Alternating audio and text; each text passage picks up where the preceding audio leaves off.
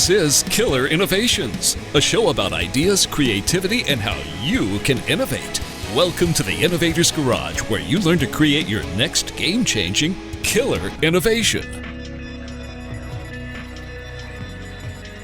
Welcome to Killer Innovations. I'm your host, Phil McKinney. We are back here in the studio. We've been on the road here for a little while, but been keeping up. If you've been listening to the show for the last couple of weeks, you know that we've been continuing to wrap up some of the interviews that we captured at the Consumer Electronics Show. Yes, I know we are all the way into the first quarter, and we're still doing CES shows, but we had a great time in Las Vegas. But those shows are coming, getting wrapped up here. We've got some great shows in the funnel that are coming, some great guests, today being one of them. I am really pleased to have a special guest here today joining us here in the studio. This individual is one of the individuals in Silicon Valley that other CEOs look up to, simply from the standpoint of pure endurance. Raisin, he's not only a CEO, but he was an inventor, an entrepreneur, started his company. He's now an investor, an angel investor. He's a best-selling author. And he is the longest-serving CEO of a publicly traded company in Silicon Valley. Ray, thanks for joining us here at Killer Innovations. Well, Bill, so good to be with you today. Hey, great. Thanks for being here. Hey, Ray, let's talk a little bit about the fact that you were the longest-serving CEO of a publicly traded company in Silicon Valley. We hear all the stories about CEOs not lasting and the startup CEOs not being the ones that actually take it public. So why don't you take us back to the time when you actually started your company? Give us a little context here. Well, it's an interesting story. I had, this is back in 1974. That's back before many of your listeners were even born, probably, or at least out of college. But I had invented a piece of equipment called the wafer stepper for the semiconductor industry. It's a photolithographic imager that creates the image on the silicon wafer.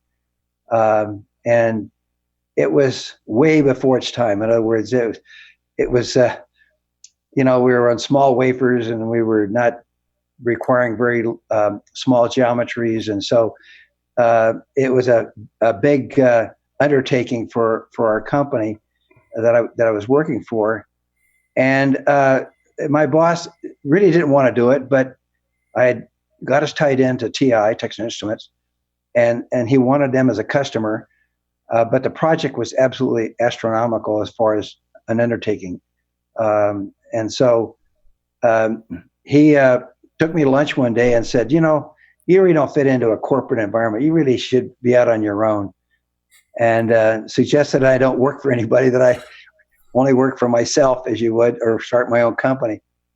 So I hopped, this is in Woodland Hills. I took the plane from Burbank back to the Bay Area, and remember pulling in the garage, walked upstairs, and my wife met me as she normally does, throws her arms around me and welcomes me home.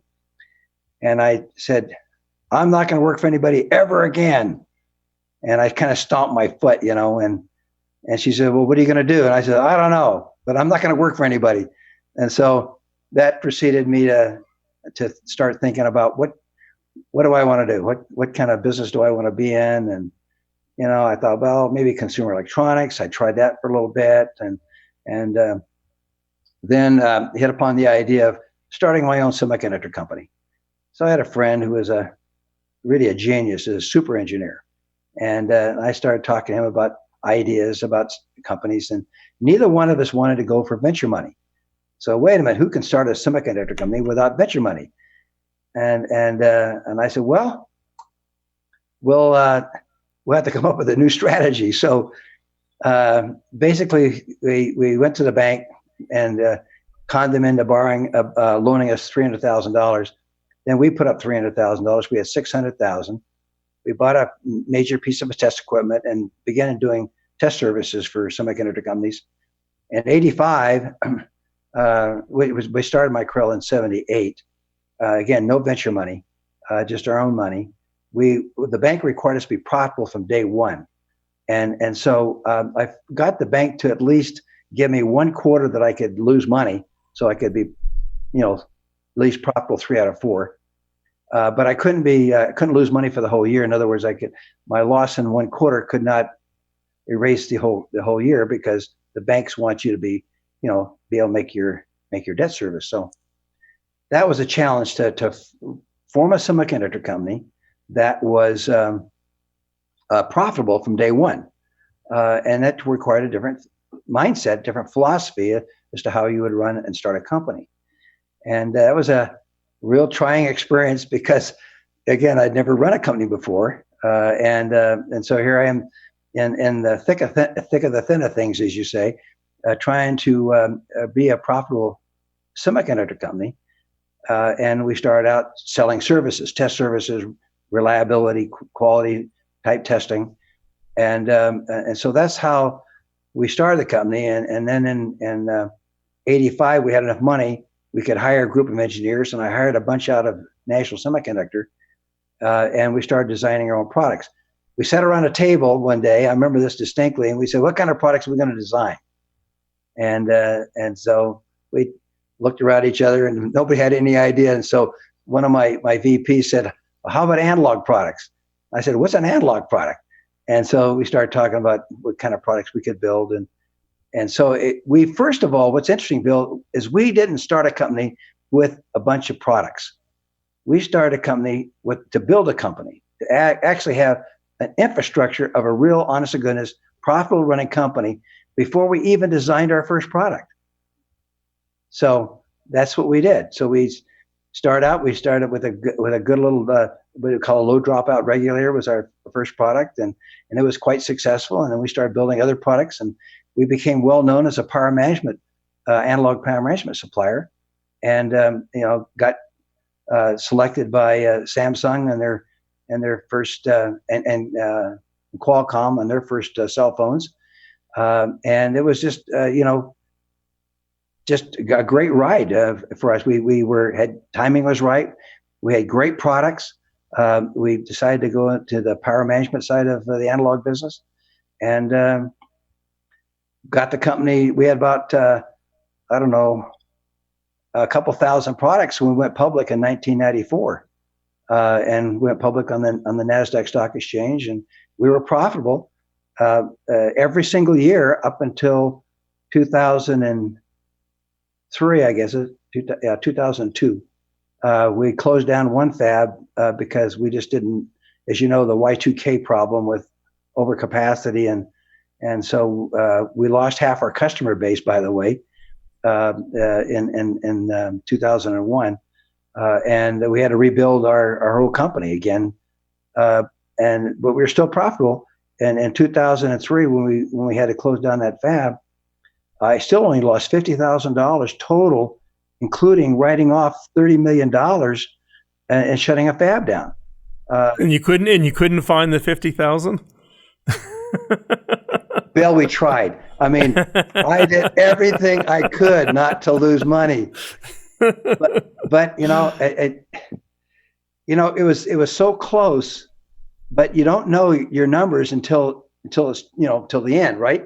Right, exactly. And so, I thought, I swear to you, I thought I had a 95% chance of being profitable even that year. But when the numbers were all rolled up, we still lost $50,000. So my record was broken. However, the following year we were profitable again. So I only lost money 1 year out of 37. Well, and that's interesting, Ray, because I've done 2 rounds in the Valley. You've been in the Valley, for a lot longer than I've ever been in the Valley.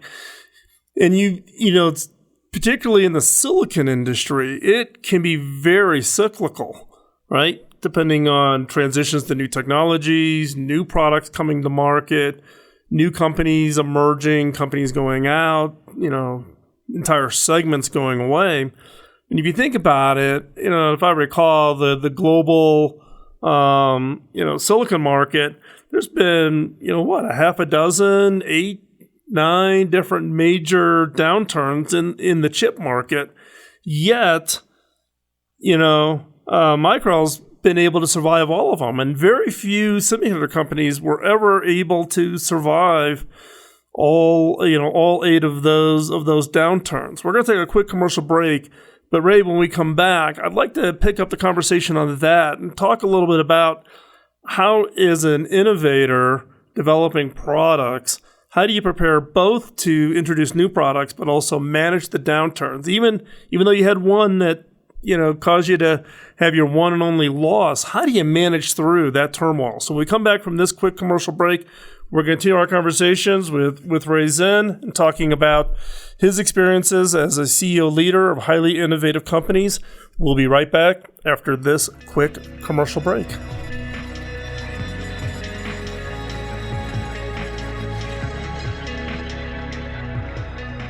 Welcome back to Innovations. I'm your host, Phil McKinney. We are continuing our conversation with Ray Zinn, talking about his experiences as the founder and CEO for Micrel and his view of having been the longest-serving CEO of a publicly traded company in Silicon Valley, and the perspectives of how do you lead companies through the high rate of change and innovation change over decade-long kinds of experiences. And so, Ray, when we went to commercial break, we were talking a little bit about the fact that you were able to, as a CEO, lead your company through the cycles of innovation, and that those cycles of innovations in some cases actually lead to downturns. How do you do that? Because there's just so few companies that could survive 1 or 2 downturns. And you had 8 or 9 major ones in your industry. That's correct. Well, that's a very good point because I started in the semiconductor industry in 1963, so that probably makes me the longest surviving member of the semiconductor industry worldwide, even. And so I learned. I'm an innovator and an entrepreneur, and I learned these cycles. I learned how they operate, and so I could forecast the cycle before it actually happens. And that's very key as an innovator and entrepreneur, is to know your cycles and know how these cycles affect your company. How do you predict those cycles, though? Was there like a weak signal, something changing in how your customers were buying, debt increasing? What was it that kind of gave you, your spidey senses that said, hey, something's different? Okay, so your customers are your best lead on that, and so in May of 1999, I think it was, actually maybe February in that time frame, I could see a ramp up that I'd not seen before in our industry. That was leading up to this Y2K issue, and the customers were ordering, double ordering, triple ordering, and at a rate that I didn't think was sustainable. And so I predicted, as I was at trying to remember the conference, I think it was a Morgan Stanley conference. I saw the ramp up was too excessive. In other words, we're going to have more inventory than there could be consumed. And so I came out, predicted the downturn that actually took place beginning in September of 1999. That led actually to the crash in 2001. And even though I was affected by it, at least we were prepared for it because we could see it 6 to 9 months ahead of our competitors, or others could see it. And so we began to prepare for it. In other words, we scale back our inventory, which upset some of our investors because they couldn't see our competitor ramping and we were scaling back. So when the bottom fell out, at least we isn't that bad a shape. So I think the key to surviving these cycles is understanding them. And that's not an easy task. I mean, we can talk about it, you and I, and make it sound simple, but it's not simple. If you know that a product life cycle is roughly 5 years, okay, that's what we call. So if you look at a product, we talk about internet, or we talk about the Internet of Things, or automotive, or whatever the cycle we're in. We have to understand that cycle doesn't last forever. It lasts maybe 5 years. And so if you're designing for that cycle and you're late in that cycle, you're going to miss it. Mm-hmm. So, you want to anticipate what is going to be the next winning product, whether you learn that at CES, or whether you're out there, polling your customers, or however you're doing it. You need to find out where you fit, and then make sure your product life cycle enters at the early stage, not the late stage. So that means you'd have to be at least 2 to 3 years ahead of when that cycle actually starts, because it takes you a year and a half to design it. Takes you another year and a half to get you into production. So, if you're 3 years into the cycle before you even get your product out, you only got a couple of years left and you're done. Yep. Well, it's actually quite funny, right? We've had a number of guests on the show, right? And they talk about particularly app developers, right? They're 6 months to launch, right? I keep reminding people, hardware is hard. It's like at HP, you want to launch a new server, you want to launch a new laptop, you're 2 years out, 2.5, 3 years out before, you come up with something fundamentally new, and you've got to be ahead of the curve. And how do you predict what a consumer or what a marketplace is going to emerge, 3 years from now? So what were the key inputs for you to how do you stay ahead of knowing when those shifts were going to happen? Analysts? Was it just you out there talking to customers? What was it? Well, not so much the analysts. What I learned was your customers are, if you get into their design cycle, if in other words if you're a player, in Intel they call it the yellow book. If you're allowed in the front door, as you would in the yellow book stage or in the early stage, then you can see what kind of products they're going to need, because they start telling you what their next product is. Right. And depending upon what market you're going into, you have to be with that key player, whether it be an Intel or an HP or an IBM or whoever it is or Cisco or whoever you're going to partner with. But your partner is the one that's going to help you. Right. And they're expecting something in return. Right.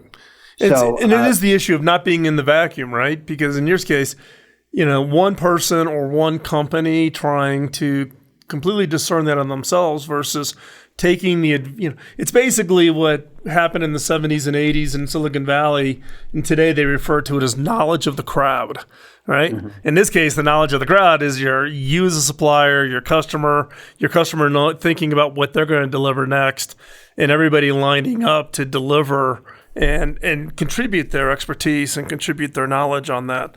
We need to take another quick commercial break. When we come back, we're going to continue our conversations with Ray Zinn. And when we come back, I'm going to put Ray in the hot seat and ask him, given his experience, what advice would he give to entrepreneurs who are starting out now with a new idea, starting out their new businesses. So when we come back, we'll continue on our conversation with Ray Zinn, and we'll be right back after this quick commercial break.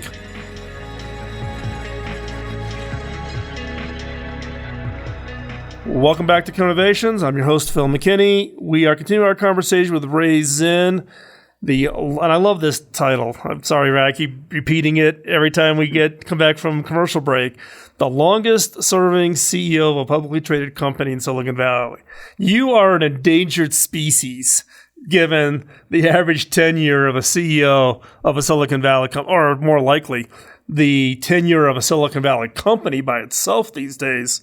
We were talking off on the commercial break around this whole drive in the valley towards innovation through M&A versus really innovating within companies. But I want to get back though really quickly to the topic we wrapped up in segment 2 on, which was around, you've got just a phenomenal amount of experience, given your roles and watching all the transitions happening in the Valley over that length of time.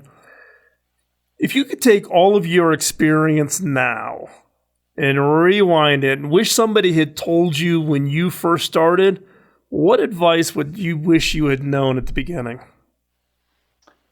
Well, that would get us detracted to some degree. One was to be careful about your board.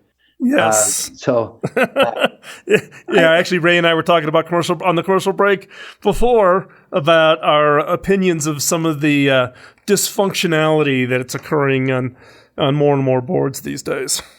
Well, I would definitely make sure that I had a board that was a viable, a helpful, and a contributable board, not just a board that's going to sit around and pick you to pieces and argue with you as opposed to helping you. So if starting over again, I would definitely be more careful about my board selection.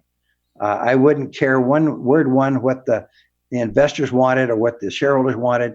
It's what I think is best for the company, the kind of board that I think will be supportive and sustainable over the long haul. And I know shareholders don't like that. They like to have more independency, but I'll tell you, independent board directors are a pain. And because they think they're independent, they are independent. They're too independent of you, independent of what you want and what your company needs. So, Bill, that's what I just, I would say that my biggest mistake was not being more selective on my board. Yeah, and I mean, and you can look at a lot of the boards, right? I just shake my head. I don't get what happened at Theranos as an example, right? And you look at the big names, right? There's a lot of boards out there that are going for big name boards, right? And you got Henry Kissinger and Charles Schultz on your board, right? You got all these names, but there was no value add other than lending you credibility of a name of a board member. They're not helpful. Exactly. And that was my point. My point, I mean, forget about the name brand board directors. Just get board members who are helpful, who understand where you are, what you're going to do. Make sure they've got the right mix. Make sure there's synergy between where you're headed as your company and that your board sustains and accepts that. That's great advice. Hey, let's talk a little bit about, I know you have your own kind of, on the show here, we call it Pay It Forward, kind of a give back activity around what you're calling, Zen Starter, which is really Shark Tanks for universities. Share with us what that program is and why you're doing it. Okay, so almost every university, I think, in this country, and maybe even outside this country, has an entrepreneur program. It's the hot thing. When I got my master's in '68, nobody thought about starting companies in those days, and so it was a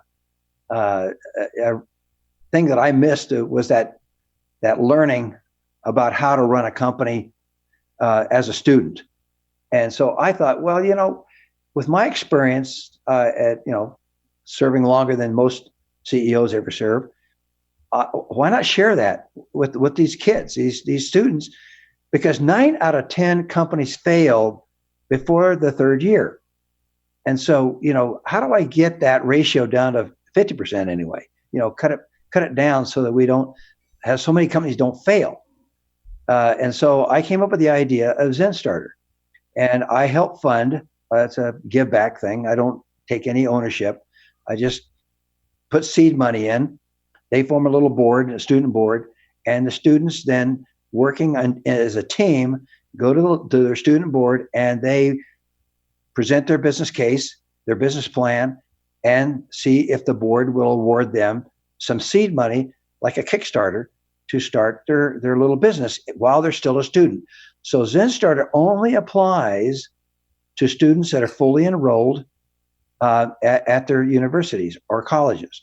They can't be part-time. They can't leave the school and come back. This has you've got to be a student.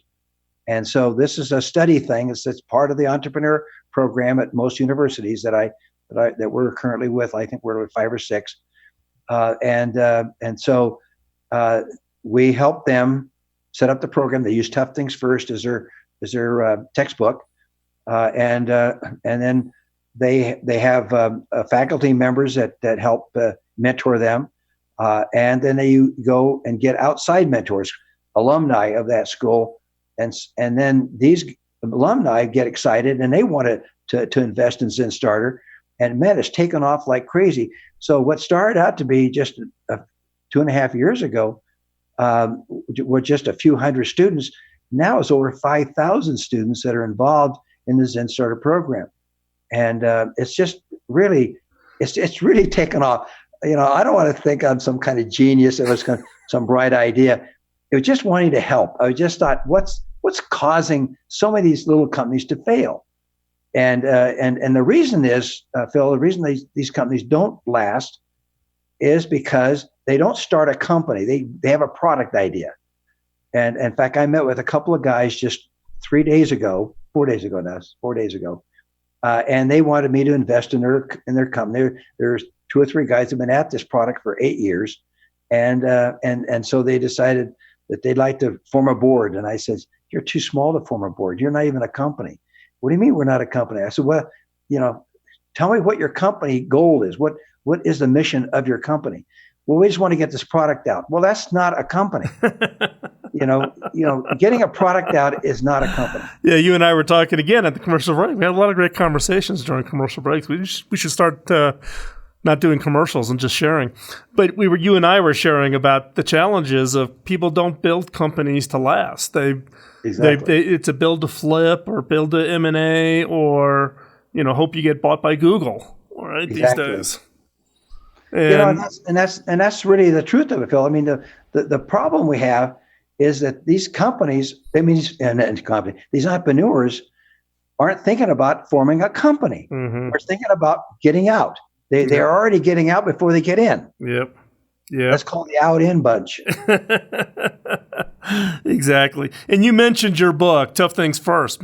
It's published by McGraw-Hill. We'll have a link to that in the show notes. So check that out. We'll have a link. And Tough Things First is actually used by a number of universities. It's part of a textbooks, right? Talking about, really, what does it really take? And it covers really, if you want to know more about Ray's 40 years at the helm of his company and the whole Silicon Valley success piece, great book. You should definitely check it out. Hey, Ray, if people want to keep up with what you are doing, where's the best place that they can track what you're doing? Is there a website? Is there? Yeah, there is, Phil. It's called toughthingsfirst.com. Okay. So it's the same name of the book, but .com. So it's toughthingsfirst.com. And if they go there, they can hear our podcast. We produce 1 podcast a week. I also produce a musing or a tip for entrepreneurs. I produce those once to twice a day. So I'm doing 5 to 10 a week. And so they can get some tips and ideas on how to run companies, start companies, just how to manage employees, how to manage your board, how to select boards. I mean, we cover the whole gamut of being an entrepreneur. Even people who have been running companies for years and years that think they know everything can learn a lot from Tough Things First. Perfect. We're going to wrap up the show. Hey, Ray, thanks a lot for joining. Don't go anywhere. As listeners, we've got segment 4 coming up, which is 5 minutes to new ideas, and we'll pick that up. And Ray, again, thanks for taking the time joining us. And I really have enjoyed the conversation. It was good to reminisce. And thanks a lot again for joining. Appreciate it. You're welcome. Thanks, Bill. We'll be right back.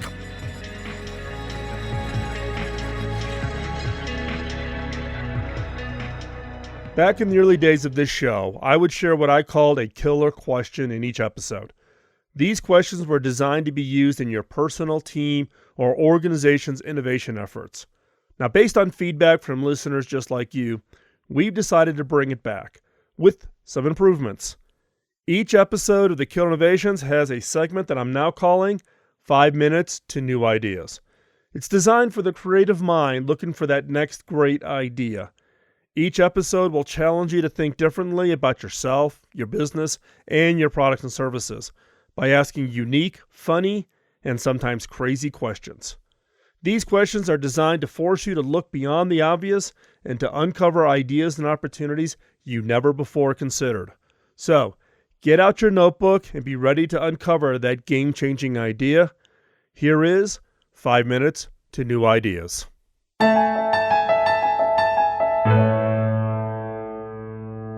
Your idea was rejected, criticized, dumped on.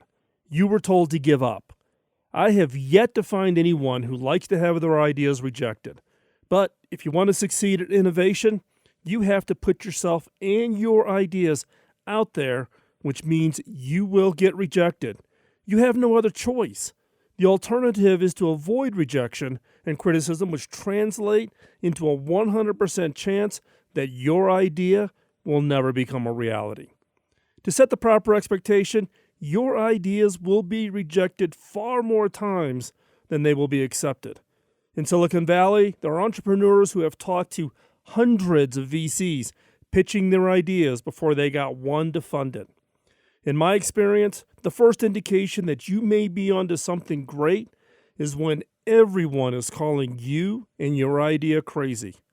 Look, if Elon Musk and Dean Kamen have been people criticizing their ideas and calling them crazy, how can you expect anything less about your ideas? Why does rejection hurt so much? As humans, we like to be liked, and when the rejection is about something personal, such as our creativity and ideas, it hurts. We take it personally since the idea is the output of our personal hard work and imagination. Our ideas are pieces of ourselves. The great painter Renoir was laughed at and rejected, not only by the public, but also by his fellow artists. Today, we look at a painting by Renoir and marvel that anything so fine and so beautiful could have ever been rejected.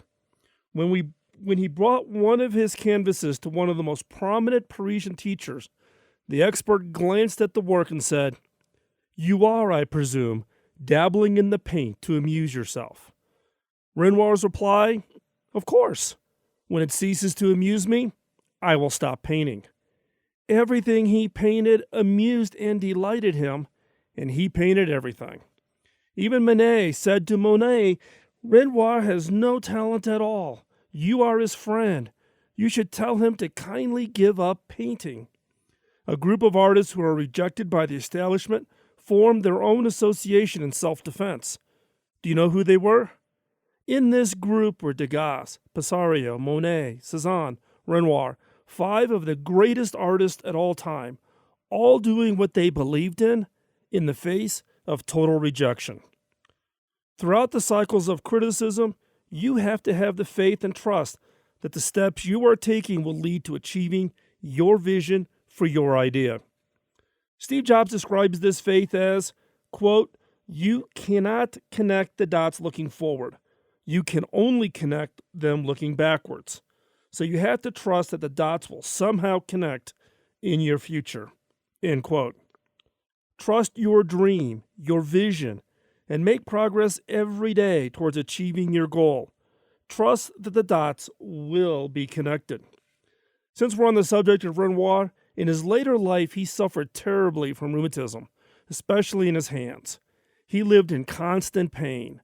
When one of Renoir's friends visited the aging painter, he saw that every stroke was causing renewed pain. He asked, "Why do you still have to work? Why continue to torture yourself?"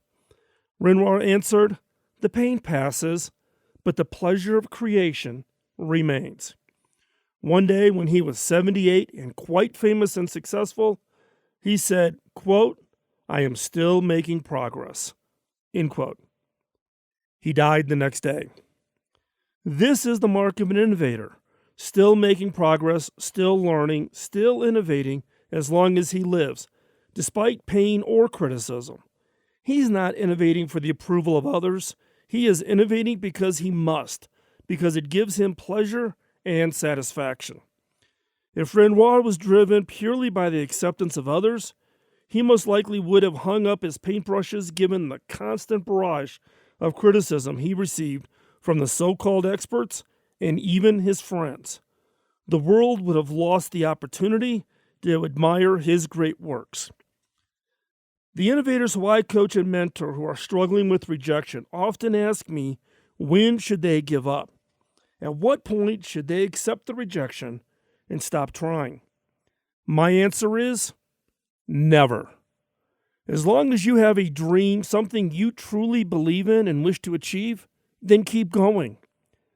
But not giving up and turning your idea into a game-changing innovation that becomes a market success, you will silence your critics, even just for a brief moment. There are many examples, including J.K. Rowling, who continue to receive rejections even after they've achieved phenomenal success. Rejection and criticism never go away.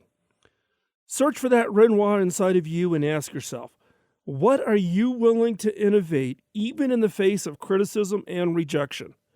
What area have you been wanting to innovate but were too afraid to start? Do not be afraid of possible rejection and criticism.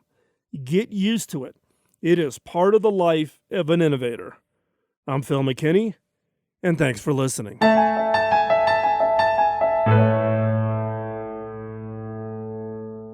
Thanks for taking the time out of your busy schedule to join in. If you have any comments or suggestions, drop me a note at phil@killerinnovations.com. Beyond this show, I write about my personal experiences of being in the innovation game for the last 2 decades. Topics include innovation, creativity, culture, team building, metrics, frustrations, leadership, and how to win.